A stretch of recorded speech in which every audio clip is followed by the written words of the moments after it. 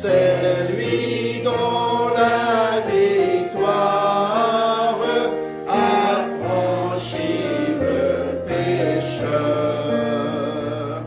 Ce glorieux message, ô redites-le-moi, lorsque je perds courage, lorsque faiblit ma foi.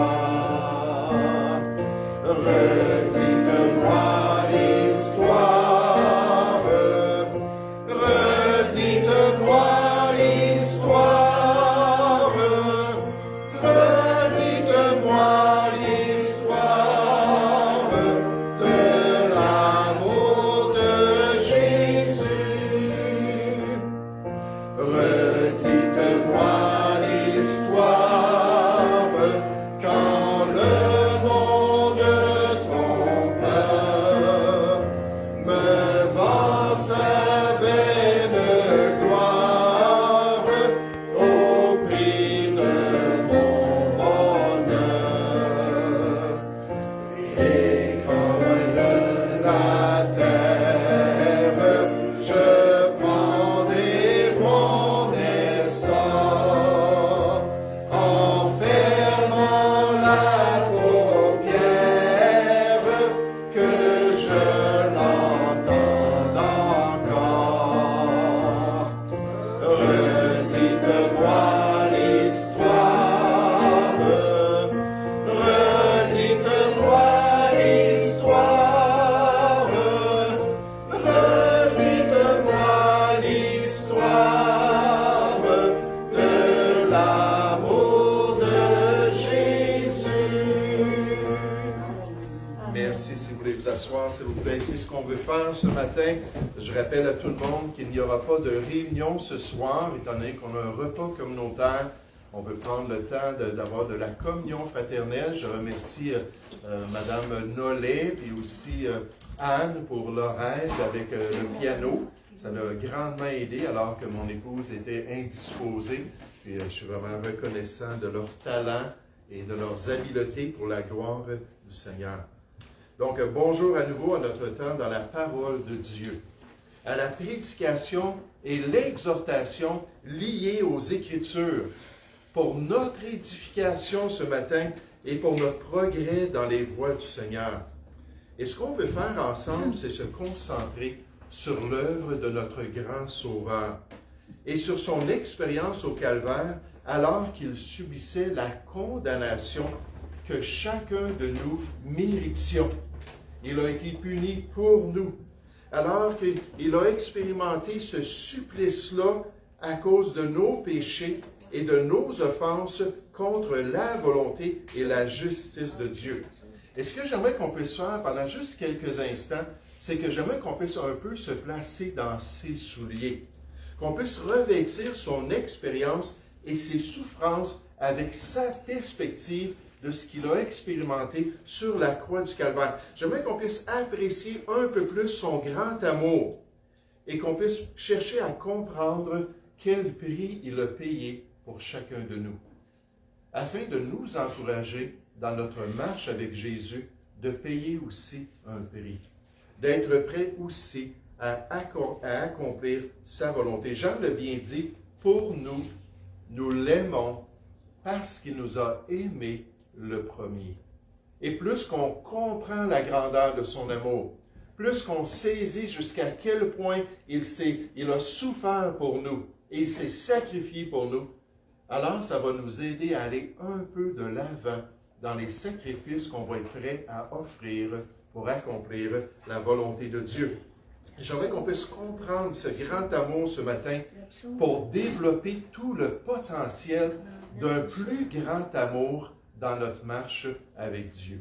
Ce matin, j'aimerais vous encourager à tourner dans un psaume prophétique dans l'Ancien Testament. Un psaume prophétique dans l'Ancien Testament afin de pouvoir comprendre la perspective du Messie sur la croix, afin de pouvoir saisir ce que Jésus a expérimenté, comment est-ce qu'il a vécu les choses alors qu'il était sur la croix du Calvaire. Et pour le faire, je vous invite à tourner dans le psaume 22. Le psaume 22, à partir du verset 1. Le psaume 22, un psaume messianique qui est cité dans le Nouveau Testament comme s'appliquant en partie, vous allez voir, comme s'appliquant à ce que Jésus a vécu sur la croix du Calvaire, le psaume 22, à partir du verset 1. On nous dit au chef des chants, sur biche de l'aurore, psaume de David. Mon Dieu, pourquoi m'as-tu abandonné? Et t'éloignes-tu sans me secourir, sans écouter mes plaintes? Mon Dieu, je crie le jour et tu ne réponds pas, la nuit et je n'ai point de repos.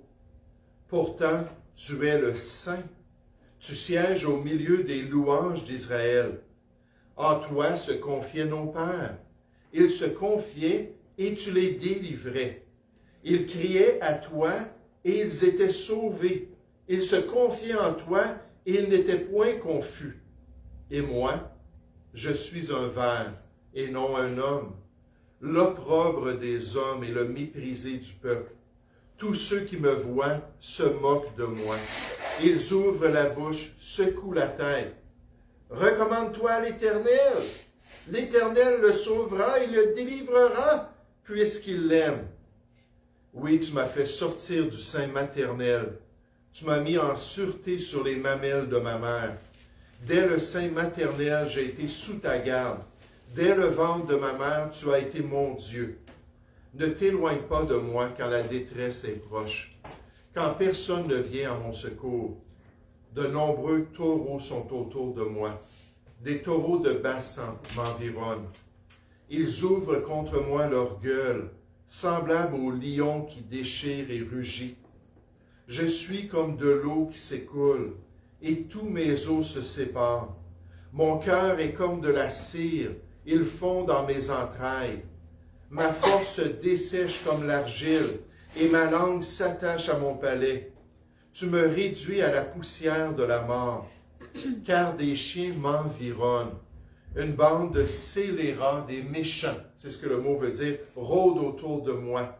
Ils ont percé mes mains et mes pieds. Je pourrais compter tous mes os. Eux, ils observent et ils me regardent. Ils se partagent mes vêtements et tirent au sort ma tunique. Et toi, Éternel, ne t'éloigne pas de moi. Toi qui es ma force, viens en hâte à mon secours. Protège mon âme contre le glaive, ma vie contre le pouvoir des chiens. Sauve-moi de la gueule du lion, délivre-moi des cornes du buffle. La perspective du Messie sur la croix. Quelle était la perspective que Jésus a eue alors qu'il mourait pour nos péchés? Alors qu'il subissait notre jugement? Alors qu'il prenait notre place sur la croix du Calvaire? Eh bien, d'après ce beau passage prophétique, on voit que le Messie se sentait abandonné. Le Messie se sentait abandonné. Abandonné par sa nation qui ont crié « Crucifie! Crucifie-le! » Abandonné par sa famille qui ne le comprenait pas. Abandonné par ses disciples qui l'ont laissé tomber. Abandonné surtout par son Dieu, par son propre Père céleste. Et l'être humain, alors qu'on regarde l'expérience du Fils unique de Dieu, l'être humain ne peut même pas comprendre une telle relation qu'il avait depuis toute éternité avec son Père céleste.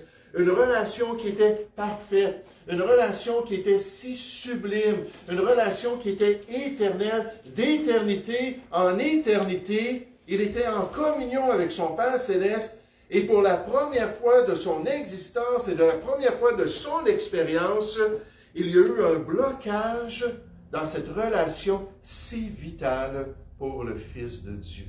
Celui qui disait « Le Père est en moi et je suis dans le Père.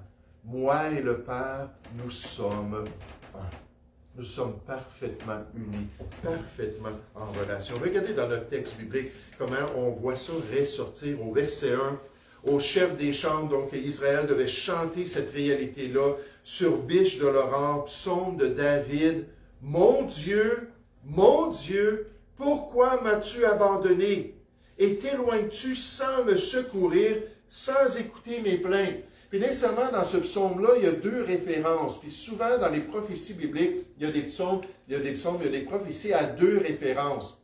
Une référence dans l'expérience du psalmiste, dans l'expérience du rédacteur qui a mis ces choses-là par écrit, poussé par l'Esprit de Dieu, et une autre référence dans l'avenir, alors que le descendant de David, le descendant de la lignée de Judas, devait expérimenter ces choses-là. Et Jésus, alors qu'il était sur la croix du Calvaire, a fait 7 déclarations. Et une des déclarations, ça a été « Mon Dieu, pourquoi m'as-tu abandonné? Pourquoi t'es-tu éloigné de moi? Pourquoi n'es-tu plus là, proche de moi, pour me soutenir et me donner la grâce et la force d'expérimenter ces choses sur la croix du Calvaire? » Au verset 3, on dit « Mon Dieu, je crie le jour et tu ne réponds pas. » On revient à David. « La nuit et je n'ai point de repos. Pourtant tu es le Saint. » Ça, c'était la même réalité dans l'expérience de ces deux personnages. « Tu es le Saint. Tu sièges au milieu des louanges d'Israël. » Quelqu'un me demandait cette semaine, où est Dieu? Où Dieu se trouve-t-il? Et je lui ai dit, Dieu est en tout lieu. Il est partout. Il est esprit, il est en dehors de la matière, il est en dehors du temps, il est en dehors, bien que bien impliqué dans sa création. Dieu n'est pas limité du tout. On nous dit que les yeux de l'Éternel sont en tout lieu, observant les méchants et observant les bons. Et Dieu est partout. Il dit, tu sièges au milieu des louanges d'Israël. Tu es même au milieu de ton peuple. En toi se confiaient nos pères, ils se confiaient et tu les délivrais. Ils criaient à toi et ils étaient sauvés ou délivrés. Ils se confiaient en toi et ils n'étaient point confus. Et moi. Et nécessairement, David mentionne des choses poussées par l'Esprit de Dieu qui n'ont rien eu à faire avec son expérience. Jamais David a été crucifié. David a vécu 8 siècles avant l'invention de la crucifixion par les Romains. Il n'avait jamais expérimenté ces choses-là. Il n'avait jamais été mis dans une situation devant le peuple où les gens se moquaient de lui, où les gens disaient « Tourne-toi vers Dieu, si Dieu t'aime, il va intervenir. » Mais poussé par l'Esprit, David continue à refléter le Messie, son descendant. Verset 7. « Et moi, je suis un ver et non un homme. » Il a pensé à Christ sur la croix, tout ensanglanté. Vraiment, Mel Gibson, je dois lui donner ça dans la passion de Christ. Il a bien fait ressortir ce que le supplice de la croix voulait dire pour les gens. Et le corps de Jésus était totalement déchiré, totalement meurtri. Et moi, je suis un ver et non un homme, l'opprobre ou la honte des hommes et le méprisé du peuple. Tous ceux qui me voient se moquent de moi. Ils ouvrent la bouche, pensez à Jésus sur la croix, secouent la tête, les sacrificateurs et le peuple d'Israël et les soldats romains et la plupart des gens qui étaient autour de sa croix. Et ils secouent la tête en disant « Recommande-toi à l'Éternel ». C'est exactement ce qu'ils lui ont dit. L'Éternel le sauvera, il le délivrera puisqu'il l'aime. Là, Jésus est en train de dire « Oui, mais Dieu, si tu m'aimes, pourquoi est-ce que je suis seul sur la croix? Pourquoi est-ce que tu n'es pas en train de te manifester? Pourquoi tu t'es éloigné de moi? Pourquoi notre relation a été brisée ainsi? » Il dit, les gens venaient le provoquer avec cette réalité-là qu'il était abandonné de Dieu. Oui, tu m'as fait sortir du sein maternel. Tu m'as mis en sûreté sur les mamelles de ma mère. Dès le sein maternel, j'ai été sous ta garde. N'est-ce pas que dès qu'Hérode le Grand a voulu le tuer, Dieu a dirigé Joseph et Marie pour qu'ils l'amènent en Égypte. Il était sous la protection de Dieu. Dès sa naissance, dès le ventre de ma mère, tu as été mon Dieu, mais là, je ne suis plus en relation avec toi. Et pourtant, sur la croix, Dieu l'avait abandonné. Sur la croix, le Messie a expérimenté l'abandon. Il a vécu le rejet de son prochain, le rejet de ses intimes, le rejet de sa famille, le rejet de sa patrie et aussi de son propre Dieu. Oh, quelle misère, quelle solitude, quelle douleur intense du corps alors qu'il souffrait terriblement du cœur, alors qu'il souffrait terriblement dans son corps. Le pasteur Charles Spurgeon a affirmé concernant cet abandon tellement douloureux. Il a dit, pour que le sacrifice de Christ soit complet, il a plu au Père d'abandonner son Fils bien-aimé. Le Christ a été chargé du péché. Dieu doit donc détourner sa face du porteur du péché. Étant abandonné de son Dieu, il était le point culminant de la douleur de Christ, la quintessence de son chagrin, alors qu'il a subi cela pour chacun de nous. Est-ce que nous sommes prêts à être abandonnés parce que nous suivons la volonté de Dieu? Est-ce que des fois on expérimente la douleur du rejet de la part de nos proches, de nos amis et peut-être même des croyants parce qu'on veut demeurer fidèle au plan de Dieu, parce qu'on veut garder une bonne conscience en accomplissant la volonté de Dieu? J'aimerais faire remarquer que le Seigneur Jésus a vécu un abandon que jamais les croyants vont expérimenter. Jamais est-ce qu'ils vont vivre ça de la part de leur Dieu. Jésus a été rejeté par son propre Père céleste à cause qu'il est devenu, 2 Corinthiens 5, 21, il est devenu péché pour nous, pour qu'on puisse devenir justice de Dieu en lui. Il a pris sa justice parfaite, l'agneau de Dieu, sans défaut et sans tache. Et là, il l'a transféré sur notre compte quand on s'est tourné vers lui, quand on l'a reçu dans notre vie. Mais en retour, il a pris nos péchés et les a portés sur la croix du Calvaire. Et j'aimerais vous dire que Dieu doit s'éloigner du pécheur. Le méchant n'a pas sa part auprès de Dieu. Psaume 5, au verset 5, nous dit, il doit s'éloigner. Et c'est Jésus qui est devenu péché pour nous. Mais nous, en tant que croyants, Dieu ne peut pas s'éloigner de nous. Il ne peut pas nous abandonner dans nos temps de difficulté. Il ne peut pas nous délaisser dans les pires souffrances qu'on va expérimenter. Le pasteur Spurgeon conclut que, voyez ici la distinction entre les martyrs et leur Seigneur, entre nous et Jésus. Dans leurs agonies, ils ont été divinement soutenus, ceux qui sont morts pour Christ, ceux qui ont souffert pour le Seigneur. Mais Jésus, souffrant comme substitut des pécheurs, a été abandonné de Dieu. Les saints comme Étienne, par exemple, qui ont connu ce que c'est d'avoir la face de leur Père céleste cachée, même pour un bref instant, peuvent à peine imaginer la souffrance qui a arraché à notre Sauveur le cri d'agonie « Mon Dieu, pourquoi m'as-tu abandonné? » Et dans ce cas, le Seigneur a subi, par amour pour nous, un tel rejet. Il a vécu une telle expérience atroce qui est venue briser son cœur pour nous permettre à chacun de nous de goûter au salut. Donc, quand on pense à la croix du Calvaire, quand on pense à la révélation de Dieu, quelle était la perspective de Jésus? Premièrement, il s'est senti abandonné. Mais notre beau psaume continue et nous révèle de même que le Messie se sentait opprimé. Que le Messie, alors qu'il sentait qu'il n'avait plus aucun appui, même pas de son Père céleste, il se sentait entouré de gens qui le détestaient, de gens qui le haïssaient. On le sait, juste le regard. Des fois, on parle à quelqu'un, puis on partage notre foi en Jésus-Christ. Là, on voit le regard changer. Je me souviens, au Saguenay, on était allé voir une dame, puis là, elle avait fermé la porte de son appartement, puis elle dit non, finalement, ça ne m'intéresse pas. Puis en arrière de la porte, elle avait commencé à frapper sur la porte. C'est la pire expérience que j'ai eue dans l'évangélisation, et c'est pas grand-chose. Mais elle frappait sur la porte, elle dit « Allez-vous-en avec votre sauveur, allez-vous-en, je veux rien savoir de vous. » On dit « Ok, madame, il n'y a pas de problème, bonne soirée, on vous laisse. » Mais une réaction des fois qu'on voit, la haine, la méchanceté, les paroles douloureuses. Le Seigneur Jésus non seulement se sentait entouré dans ce temps de grande vulnérabilité, mais il voyait que c'était unanime, que toute la foule était contre lui. que les Juifs se réjouissaient pour la plupart du sort qu'il était en train de vivre, de la condamnation qu'il subissait, de la mort qui l'attendait.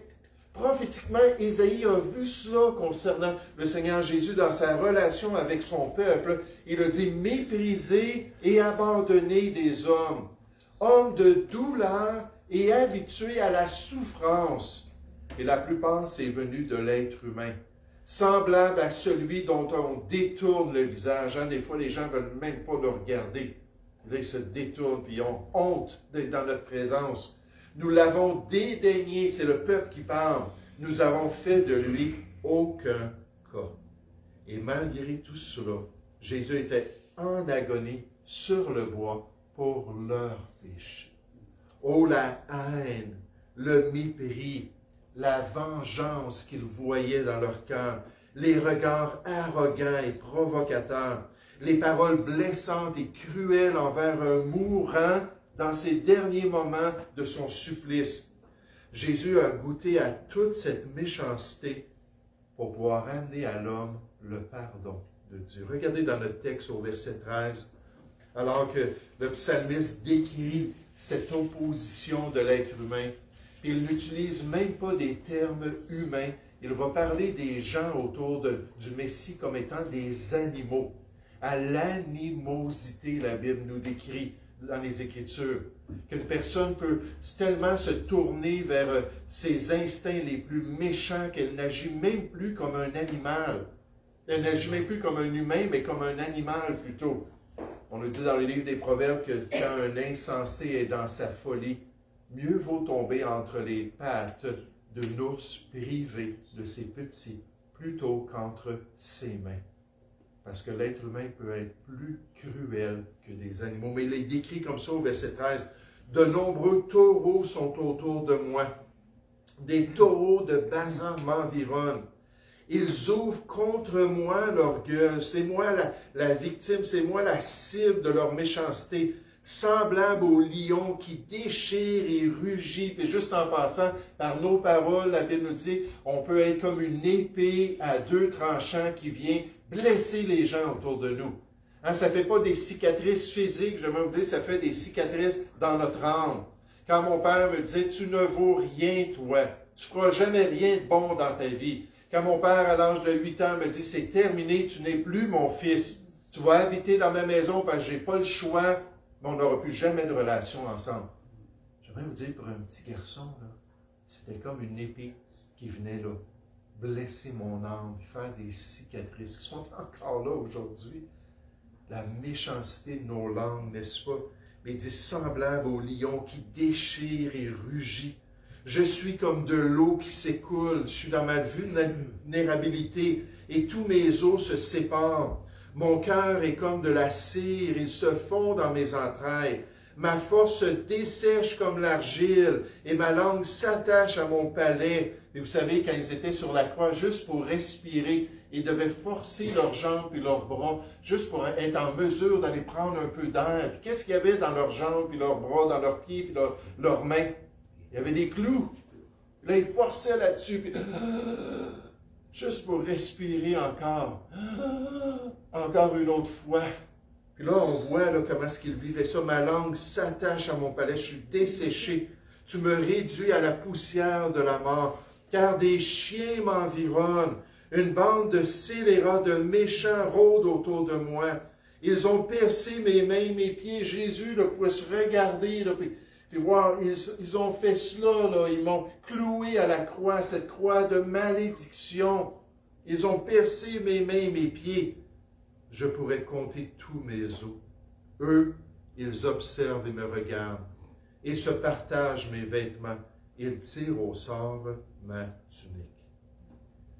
À la lumière de l'œuvre du Seigneur Jésus, est-ce que nous, en tant que chrétiens, on est en mesure de subir de la haine à cause de notre foi dans le Seigneur? Est-ce qu'on est plus prompt à faire peut-être des compromis pour éviter les regards des méchants et les paroles des gens qui nous entourent, de ceux qui rejettent notre Sauveur? Ou est-ce qu'on est prêt à se tenir debout avec courage et avec l'Esprit de notre Dieu pour être en mesure de le glorifier, même quand la société autour de nous s'en va à la dérive, loin de la volonté de Dieu. N'oubliez pas que l'apôtre Jean nous a dit, « Ne vous étonnez pas, frères, si le monde vous hait. » Dans le contexte, il parle de Caïn qui a haï Abel, son frère. Et pourquoi, on nous pose la question, l'a-t-il haï? Parce que les œuvres d'Abel étaient justes et les œuvres de Caïn étaient injustes. Et nous, on est entourés de gens qui vivent dans le mal, n'est-ce pas? On est entouré de gens qui pratiquent des choses abominables aux yeux de Dieu, dont la lumière révèle la laideur. Et on nous dit dans Jean 3,20 que quiconque fait le mal est la lumière et ne vient point à la lumière, de peur que ses œuvres, sa laideur ne soient dévoilées. Puis là, ces gens-là autour de nous, lorsqu'on leur dit qu'on aime Dieu, puis Dieu a sauvé notre vie, puis Dieu nous a délivrés de nos péchés, on est en train de mettre cette lumière-là. Vous êtes la lumière du monde, Jésus a dit. On est en train d'envoyer cette lumière-là sur leur état spirituel. Ne vous étonnez pas, frères, si le monde vous hait. On n'est pas plus grand que notre Maître. On n'est pas plus grand que notre Seigneur. S'ils l'ont traité ainsi, on peut s'attendre que ceux qui vivent fidèlement pour Jésus-Christ, eux aussi vont être persécutés. Eux aussi vont vivre ces difficultés-là. Et en ce moment, il y a une conférence, juste vous mentionner cela, de pasteurs au Canada sur toutes les persécutions en ce moment qui sont en train de se développer contre l'Église chrétienne. Puis il y a un groupe de pasteurs qui ont dit « On ne peut plus garder le silence. Il faut qu'on le dise publiquement devant tous qu'il y a une opposition de plus en plus grandissante au Canada contre ceux qui restent fidèles à la parole de Dieu et qui font ce qui est bien. » Pouvons-nous comprendre que pendant ces 6 heures sur la croix du Calvaire, le Messie a vécu les pires injures possibles de la part de ses compatriotes. Et il nous rappelle aussi à nous que nous pouvons être insultés, que des méchants peuvent venir et nous faire vivre des choses tellement difficiles. Il est difficile de s'imaginer une telle souffrance. La description des bêtes dans les versets qu'on vient de lire témoigne d'un assaut dépourvu de toute contrainte humaine. Seulement la force irrésistible du taureau et la sauvagerie impitoyable du lion sont décrits par ce qu'il a vécu. Les souffrances vécues s'accumulent, des forces qui s'épuisent, un corps littéralement déchiré, toute force vitale disparue au profit d'une hantise incapacitante. De plus, il souffre une déshydratation brutale et une hostilité divine amenant la finalité de la mort. La souffrance infligée se poursuit. Le mal se déchaîne. Le corps est mutilé. La jubilation de ses ennemis et le partage du butin, c'est-à-dire le partage même de ses vêtements. Voilà ce que le Seigneur Jésus a expérimenté. Quelle était la perspective de Christ sur la croix du Calvaire? Il se sentait abandonné, même par son Père céleste. Mon Dieu, pourquoi m'as-tu abandonné? Et de même, dans notre passage, on le voit qu'il se sentait opprimé. Ce sont des animaux et non des humains qui m'entourent. Leur méchanceté et leur cruauté est tellement grande que je ne peux même pas les considérer des êtres humains. Et c'est comme ça qu'il voyait cela. Et notre beau passage confirme de même que le Messie se sentait à bout. Qu'il se sentait à bout dans ses capacités de pouvoir accomplir l'œuvre de Dieu sur la croix du Calvaire.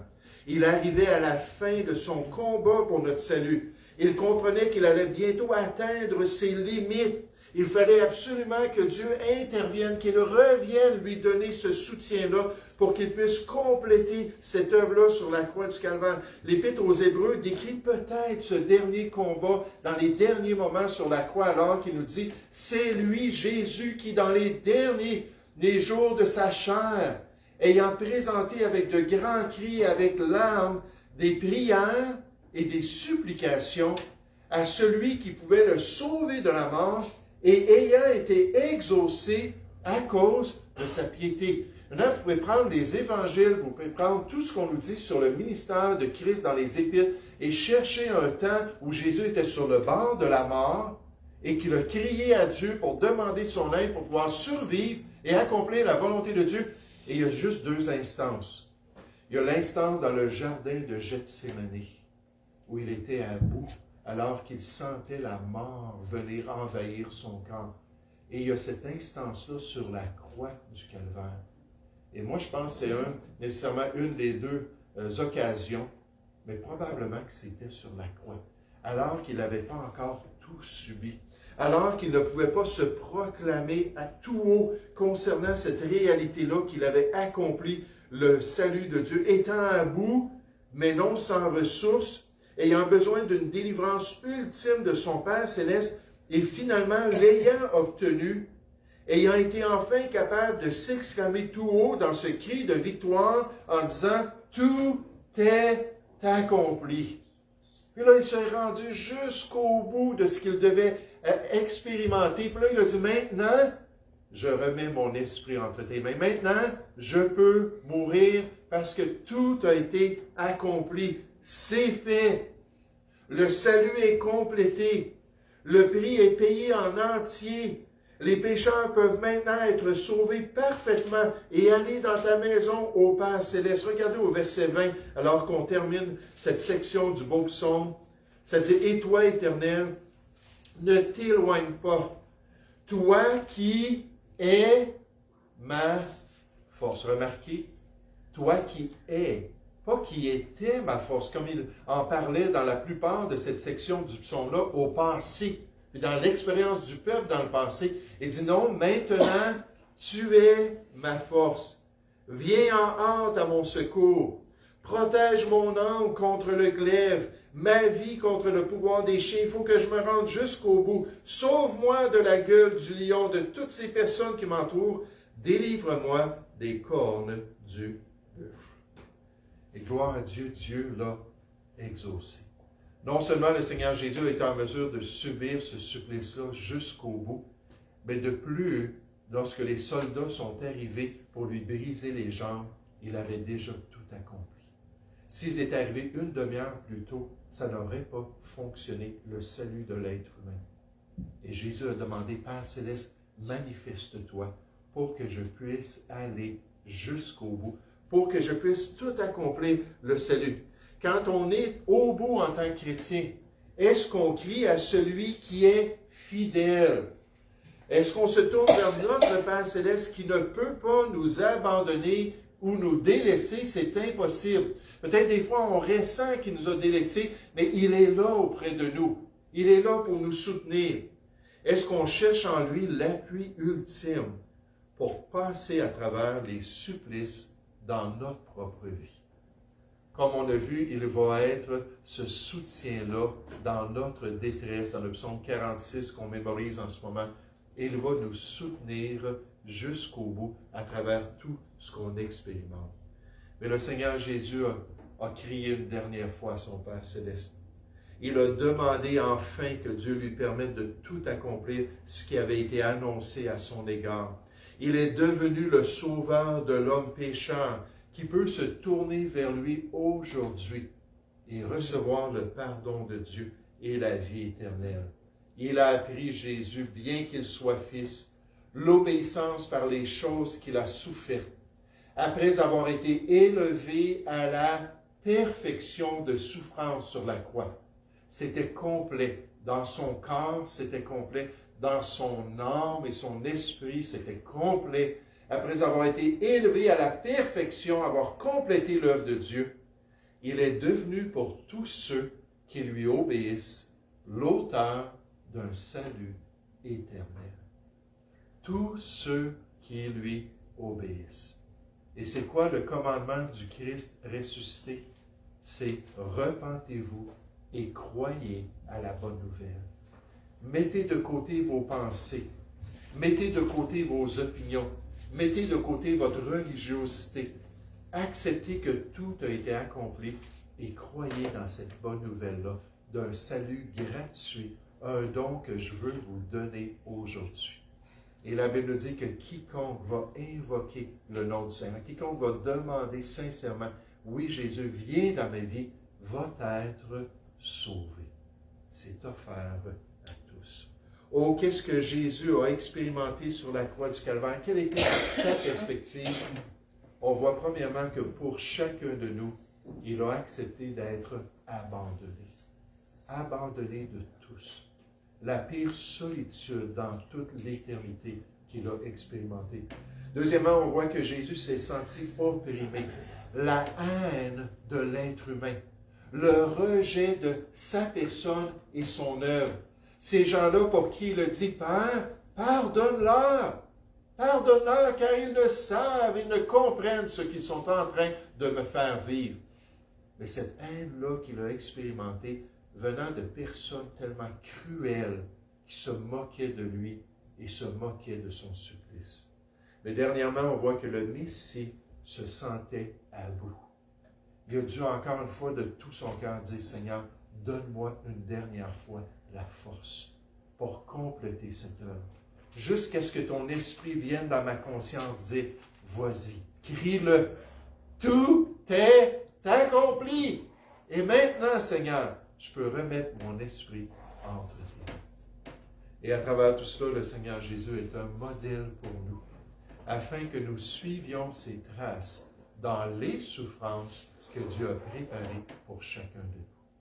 Alors qu'on est prêt, qu'on accepte, qu'on se soumet, qu'on se consacre et qu'on dépend de Dieu pour tout accomplir sa volonté. Nous allons prier ensemble. Oui, Père Céleste, Seigneur, quelle belle occasion pour nous de nous tourner encore vers l'œuvre du Seigneur Jésus. Quelle belle occasion pour nous de célébrer ce sacrifice qui a été complété.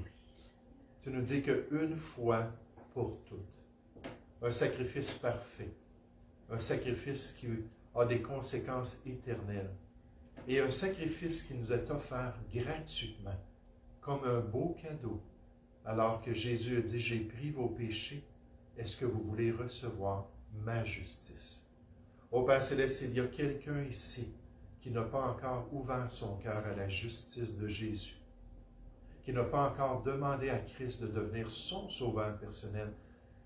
Seigneur, je te prie que cette personne-là ne participe pas à ce mémorial qui célèbre son œuvre.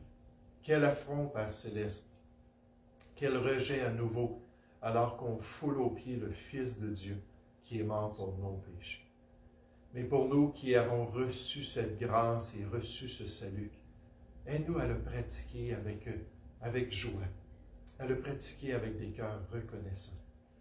Et Seigneur, je te prie qu'on puisse s'assurer de partager partout autour de nous cette œuvre magnifique que Christ a accomplie pour chacun de nous. Seigneur, je te prie, au nom du Seigneur Jésus. Amen. Je vais inviter Frédéric, s'il vous plaît. Amen. Hallelujah.